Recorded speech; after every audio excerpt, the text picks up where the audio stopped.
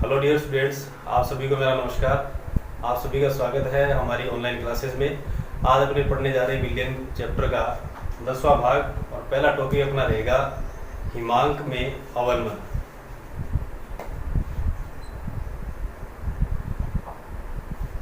हिमांक में अवनमन। देखिए स्टूडेंट्स, इससे पहले हमने पिछली क्लास में अणुसंख्या गुणधर्म टॉपिक स्टार्ट किया था और उस टॉपिक में हमने ये कहा था कि विलयन के वे गुणधर्म जो विलयन में उपस्थित विलय के कणों की संख्या पर निर्भर करते हैं, न कि उनकी प्रकृति पर।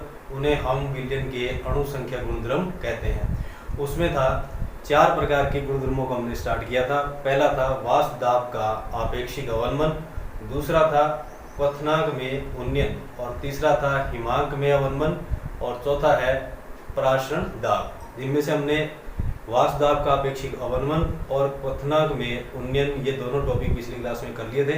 इस क्लास में अपने करेंगे हिमांक में अवनमन और वाष्प पराशरण दाब। तो सबसे पहले बात करते हैं कि किसी पदार्थ, द्रव पदार्थ का हिमांक क्या होता है। हिमांक के बारे में आप क्या जानते हैं?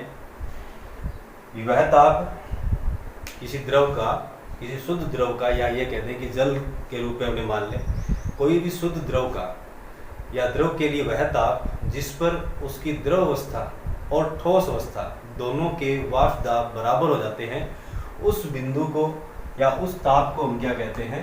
हिमांक। यानी द्रव व ठोस दोनों के वाष्प दाब और इसका भी क्या होगा? वाष्प दाब दोनों ही क्या हो जाए? बराबर हो जाए। तो उस समय जो ताप होगा उस ताप को हम क्या कहेंगे? हिमांक। फिर बात आती है कि हिमांक में अवनमन क्या है। तो हिमांक में अवनमन का अभिप्राय है कि जो शुद्ध विलायक है, उस विलायक के द्वारा हम यदि कोई विलयन बनाते हैं और उस विलयन का वाष्प दाब यदि शुद्ध विलायक की तुलना में कम हो जाए तो उसे कहते हैं हिमांक का या हिमांक में अवनमन। और हम यहाँ पे ऐसे विलयनों को पढ़ रहे हैं जिनमें अवाष्पशील विलय पाया जाता है। तो सबसे पहले हम बात करते हैं हिमांक में अवनमन क्या है। तो हम ये कहते हैं कि जब विलयन शुद्ध विलायक में, शुद्ध वाष्पशील विलायक में अवाष्पशील विलय मिलाते हैं तो बने विलयन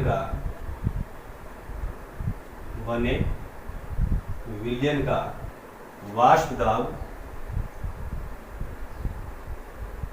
दाब शुद्ध विलायक से कम हो जाता है। इसे ही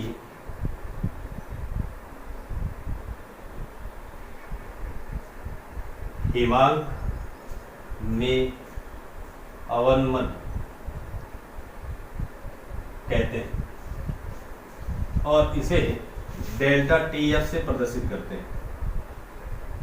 डेल्टा टीएफ से प्रदर्शित करते हैं जो बराबर होता है शुद्ध विलायक के वाष्प दाब में से जब आप विलयन के वाष्प दाब को घटा दें तो ये हिमांक का अवनमन है।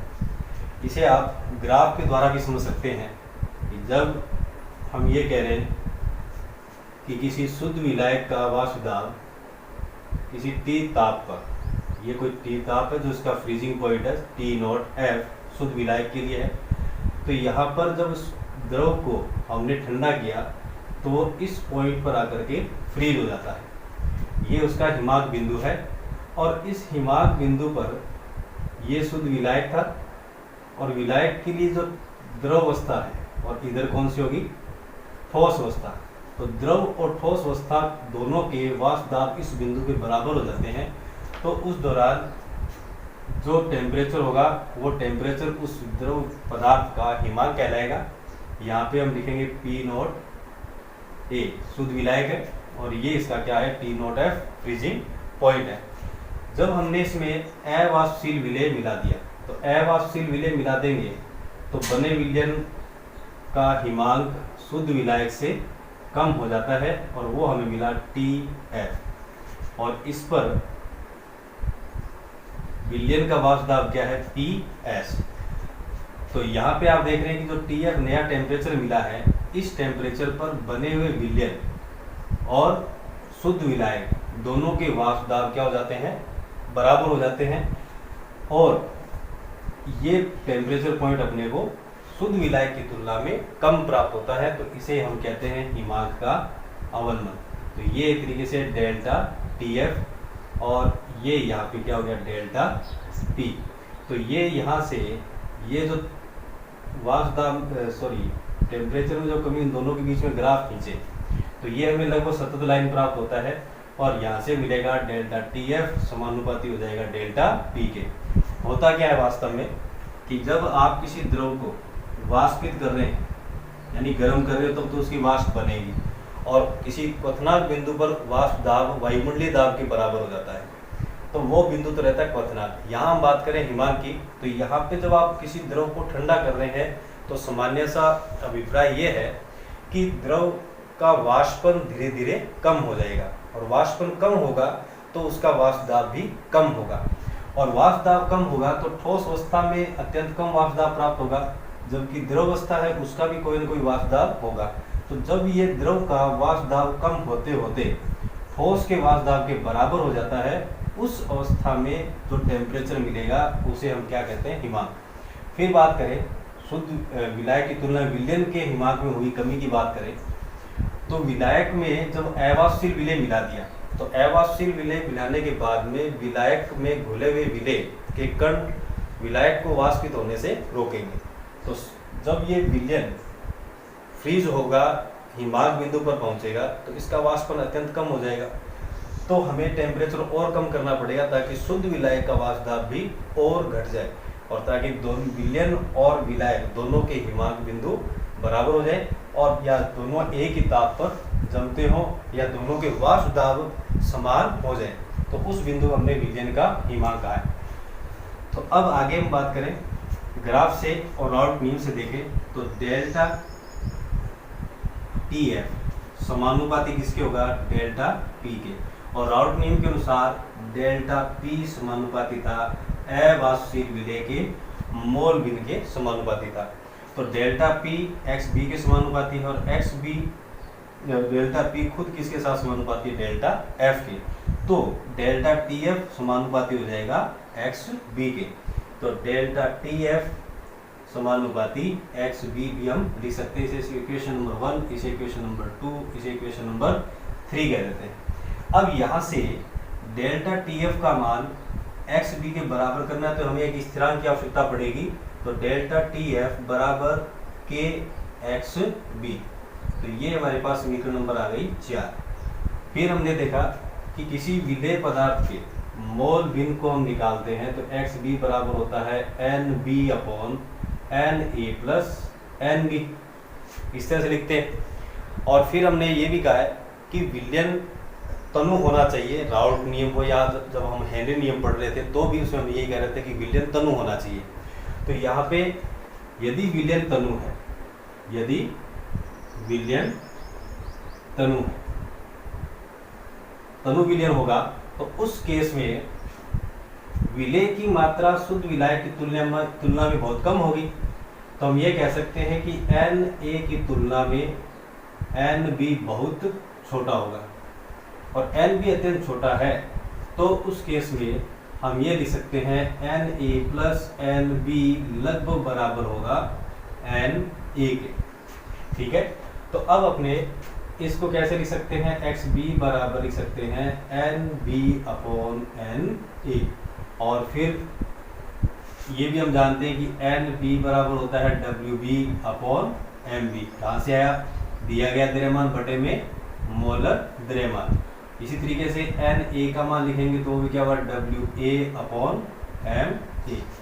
तो यहाँ से इन दोनों के मान इसमें रख देंगे तो हमारे पास फॉर्मूला क्या आ जाएगा, XB बराबर हो जाएगा WB/MB इंटू Ma/WA, और इसे हम समीकरण नंबर दे देते हैं 5, और समीकरण 4 व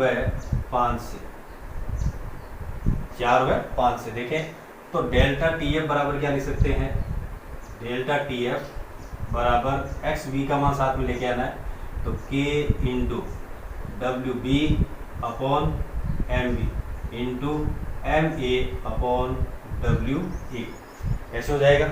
फिर आपको ये भी पता है कि विलायक का जो मोलर द्रव्यमान है वो स्थिरांक होता है, और ये भी एक K क्या है यहाँ पे स्थिरांक है, और इन दोनों का यदि गुना करते हैं तो हमें एक नया स्थिरांक मिलेगा, और उसे कैसे लिखेंगे, डेल्टा TF बराबर KF into WB upon MB into 1 upon WA। यहाँ पे KF बराबर क्या है, K इंटू MA, शुद्ध विलायक का मोलर द्रव्यमान जो किससे गुणा किया गया है, एक स्थिरांक से जो समानुपाती स्थिरांक था, तो हमें एक नया स्थिरांक मिलता है KF, और इस KF को हम किस नाम से जानते हैं, मोलल अवनमन स्थिरांक,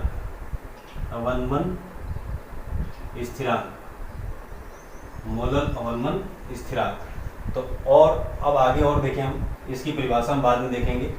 तो ये यहाँ पे मोललता का फॉर्मूला है, तो ये कैसे लिखा जा सकता है, डेल्टा TF बराबर KF into small m into small m। तो अब इससे एक नया कथन भी बनाया जा सकता है, डेल्टा TF क्या था, हिमांक का या हिमांक में अवनमन, उसे हम क्या कह सकते हैं, हिमांक अवनमन किसके समानुपाती होता है, विलयन की मोललता के समानुपाती होता है। क्वेश्चन दे सकता है आपको बोर्ड एग्जाम में कि किसी विलयन का हिमांक में अवनमन विलयन की मोललता के समानुपाती होता है, सिद्ध कीजिए।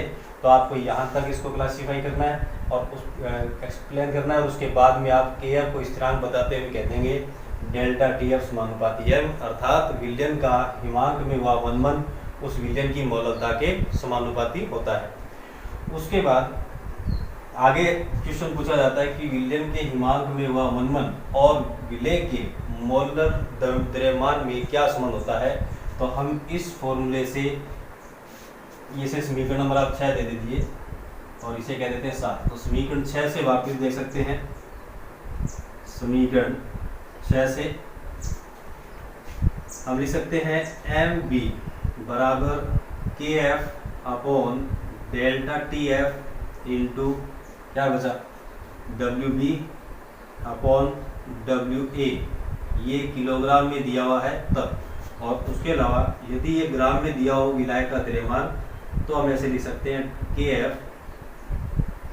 Upon delta TF into WB into 1000 gram kilogram inverse बटे में WA किस में दिया गया हो, ग्राम में। तो ये हमारे पास विलय के मोलर द्रव्यमान और हिमांक में अवनमन दोनों में संबंध प्राप्त हो गया। अब आगे परिभाषा किसकी देखनी हमें, मोलल अवनमन स्थिरांक। देखिए इकाई मोलल यानी 1 m सांद्रता वाला विलयन कह दें, और या ये कह दें कि 1 मोल विलय 1 किलोग्राम विलायक में घुला हुआ हो, तो विलयन के हिमांक में हुआ अवनमन ही उस विलयन का मोलल अवनमन स्थिरांक कहलाता है, जिसे KF से प्रदर्शित करते हैं। तो हम यह कह सकते हैं कि यदि विलयन में 1 मोल अवाष्पशील विलय घुला हो, यानी 1 किलोग्राम विलायक में 1 मोल अवाष्पशील विलय घुला हुआ हो, तो विलयन के हिमांक में हुआ कुल अवनमन उस विलयन का मोलल अवनमन स्थिरांक या KF कहलाता है। और इसकी इकाई क्या होगी, केल्विन किलोग्राम मोल इनवर्स। इसकी इकाई भी क्या होगी, केल्विन किलोग्राम मोल इनवर्स। और डेल्टा TB की भी इकाई क्या होती है, केल्विन किलोग्राम मोल इनवर्स। तो ये हमारे पास इससे संबंधित क्वेश्चन थे, जो क्वेश्चन बनते हैं सारे क्वेश्चन आपको इसके अंदर बता दिए गए हैं, बाकी न्यूमेरिकल होंगे वो भी हम आगे पढ़ेंगे। नेक्स्ट टॉपिक अपना रहेगा प्राशन दाब। प्राशन दाब किसे कहते हैं? तो प्राशन दाब को समझने से पहले हमें कुछ 2-3 बिंदुओं के बारे में जानना आवश्यक है। पहला है विसरण या डिफ्यूजन, दूसरा चयनात्मक पारगम्य झिल्ली, चयनात्मक पारगम्य झिल्ली या सेमी प्रीमेबल मेम्ब्रेन, उसके बाद या सिलेक्टिव प्रीमेबल मेम्ब्रेन। उसके बाद में आता है पराशरण, ऑस्मोसिस, और उसके बाद अपने पढ़ेंगे पराशरण दाब। तो पराशरण दाब को समझने से पहले हमें इन चीज़ों के बारे में आवश्यक रूप से समझना होगा। विसरण क्या है? विसरण जब कोई पदार्थ अपनी उच्च सांद्रता से निम्न सांद्रता की ओर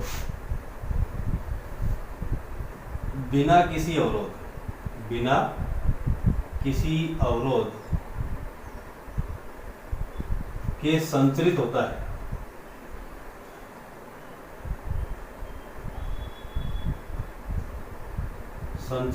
है। तो इसे पदार्थ का विसरण कहते हैं। कहने का अभिप्राय यह है कि जब कोई पदार्थ अपनी अधिक सांद्रता वाले स्थान से दूसरे स्थानों की ओर बिना किसी अवरोध के, यानी बीच में कोई किसी प्रकार की बाधा उत्पन्न नहीं हो, तो ऐसे बिना किसी अवरोध के पदार्थ यदि आगे विसरित होता है या फैलता है, तो इस प्रक्रिया को हम क्या कहते हैं? विसरण। जैसे कि आप इसका एग्जाम्पल अच्छे से जानते हैं, घर में हम धूप अगरबत्ती करते हैं तो एक कोने में लगाते हैं और वो वहाँ से उसका धुआं या उसकी स्मेल जो है पूरे घर में फैल जाती है। ऐसे ही कोई परफ्यूम यूज़ करता है तो परफ्यूम भी क्या होती है, धीरे धीरे अपनी उच्च सांद्रता से निम्न सांद्रता की ओर बिना किसी अवरोध के विसरित होती है। तो ये विसरण कहलाता है। चयनात्मक पारगम्य झिल्ली, नेक्स्ट बिंदु क्या अपना? चयनात्मक पारगम्य झिल्ली क्या है? भी ये प्राकृतिक भी हो सकती है और कृत्रिम झिल्ली भी हो सकती है। प्राकृतिक या कृत्रिम झिल्ली, प्राकृतिक या कृत्रिम झिल्ली हो सकती है, जो केवल विलायक के कणों को तो अपने में से पार होने देती है, जबकि विलेय के कणों को अपने में से पार नहीं होने देती। इसलिए इसे चयनात्मक पारगम्य झिल्ली कहते हैं। तो इसकी परिभाषा क्या हो जाएगी? कृत्रिम या प्राकृतिक झिल्ली जो अपने में से केवल विलायक के कणों को पार होने दे या होने देती है, जबकि विलेय के कणों को नहीं। ऐसी झिल्ली को हम कृत्रिम झिल्ली या सेमी प्रीमेबल मेम्ब्रेन या चयनात्मक पारगम्य झिल्ली कहते हैं। फिर बात करते हैं आगे पराशरण की।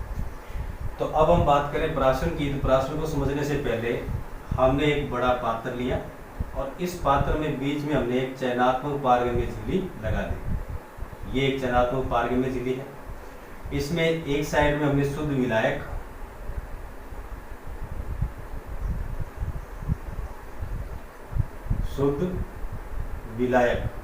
और एक साइड में हमने एक सांद्र विलयन भर दिया है। और इस विलयन में विलेय की मात्रा विलायक के साथ में घुली हुई है, तो बना ये विलयन है और सांद्र विलयन है। और इधर शुद्ध विलायक है और ये बीच में क्या लगी है? SPM, सेमी प्रीमेबल मेम्ब्रेन या चयनात्मक पारगम्य झिल्ली। और ये एक यहाँ पे सांद्र विलयन है। और इधर आप तनु विलयन भी ले सकते हो, तो अब इस पराशरण को समझना आसान है कि जब शुद्ध विलायक या तनु विलयन में से, शुद्ध विलायक या तनु विलयन में से विलायक के कण सांद्र विलयन की ओर एसपीएम से होकर स्थानांतरित होते हैं, तो इस प्रक्रिया को परासरण कहते हैं। जैसे विसरण में तो क्या था कि पदार्थ अपनी निम्न सांद्रता से अपनी उच्च सांद्रता से निम्न सांद्रता की ओर बिना किसी अवरोध के स्थानांतरित हो रहा था। यहाँ पर हमने चयनात्मक पारगम्य झिल्ली लगा दी जो एक अवरोध का कार्य कर रही है, जो केवल विलायक के कणों को पार होने देती है, न कि विलेय के कणों को। तो यहाँ पर जब दो विलयनों को आपस में जोड़ा गया, मान लेते हैं यहाँ पे तनु विलयन था, इधर सांद्र विलयन था, तो बीच में हमने एसपीएम द्वारा दोनों विलयनों को जोड़ दिया, तो विलायक के कण तनु विलयन से सांद्र विलयन की ओर इस एसपीएम से होकर गुजरते हैं, तो ये प्रक्रिया क्या कहलाती है? परासरण। तो हम सीधा इसको परिभाषित कर सकते हैं कि जब विलायक के कण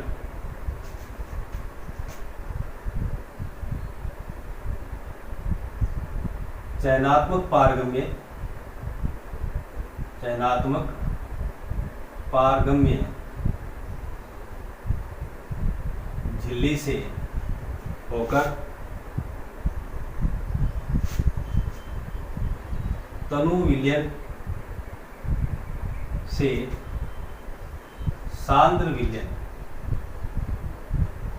में स्थानांतरित होते हैं, तो यह प्रक्रिया परासरण कहलाती है। ठीक है, तो ये परासरण की परिभाषा हुई। अब इसके बाद में आगे बात आती है परासरण दाब। आगे कौन सा है? परासरण दाब। तो इसके लिए हम एक एक्सपेरिमेंट को देखते हैं कि परासरण दाब किसे कहेंगे। देखिए, ये एक पात्र है जो आपस में इस प्रकार से जुड़े हुए हैं।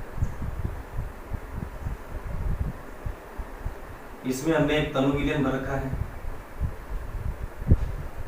यहाँ बीच में हमने एसपीएम लगा दी,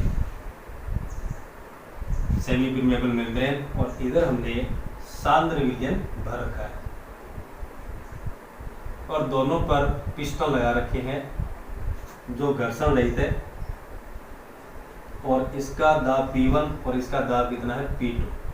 यदि P1 बराबर हो P2, उस दौरान जब दोनों के दाब बराबर है तो विलायक के कण शुद्ध तनु विलयन से सांद्र विलयन की ओर स्थानांतरित होंगे। तो इस वाले विलयन में विलायक की मात्रा बढ़ेगी और यहाँ से विलायक की मात्रा घटेगी। विलायक की घटेगी तो इस विलयन का आयतन भी कम होगा, तो ये पिस्टन नीचे की ओर गति करेगा और ये पिस्टन ऊपर की ओर गति करेगा। और हम चाहते हैं कि ये प्रक्रम बंद हो जाए या ये परासरण प्रक्रिया बंद हो जाए।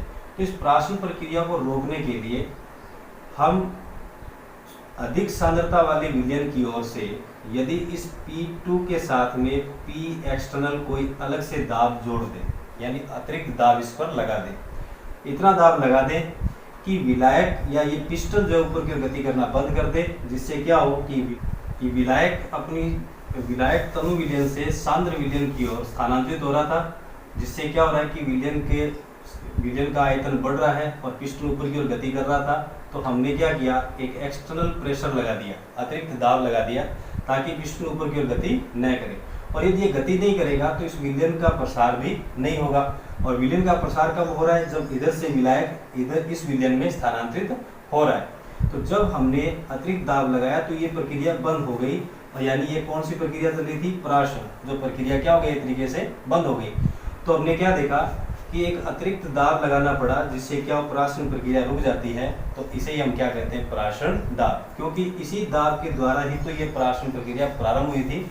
और जितना ये दाब लगते हुए, यानी वास्तव में क्या हो रहा है कि इस एसपीएम के ऊपर इस विलयन में, सांद्र विलयन में उपस्थित विलेय के कणों द्वारा एक यहाँ से अवशोषक दाब लगाया जा रहा है। क्योंकि विलेय के कणों तो इस एसपीएम से होकर इधर वाले विलयन में आ नहीं सकते, तो वो विलायक के कणों को अपनी ओर आकर्षित करने का प्रयास करेंगे, उसके लिए एक अवशोषक बल लगाएंगे।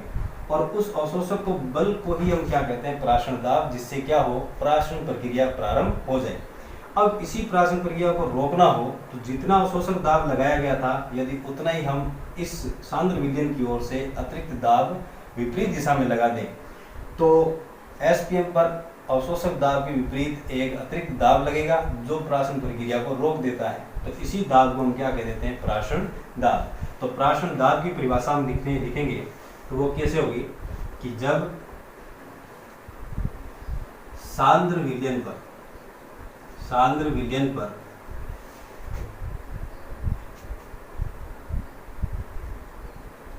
अतिरिक्त दाब लगाते हैं तो प्रासरण प्रक्रिया रुक जाती है। तो लगाया गया दाब प्रासरण दाब कहलाता है, प्रासरण दाब कहलाता है। और इस प्रासरण दाब को व्यक्त किया जाता है पाई से, व्यक्त किया जाता है पाई से। तो अब आगे हम पढ़ेंगे, वान टॉप साइंटिस्ट थे और उन्होंने प्रासरण दाब से संबंधित कुछ नियम दिए थे और उन नियमों के द्वारा हम पहले इसके प्रासरण दाब का सूत्र व्युत्पन्न करेंगे और सूत्र व्युत्पन्न करने के बाद प्रासरण दाब और विलय के मोल भिन्न और मोलर द्रव्यमान के साथ में इसका संबंध ज्ञात करेंगे।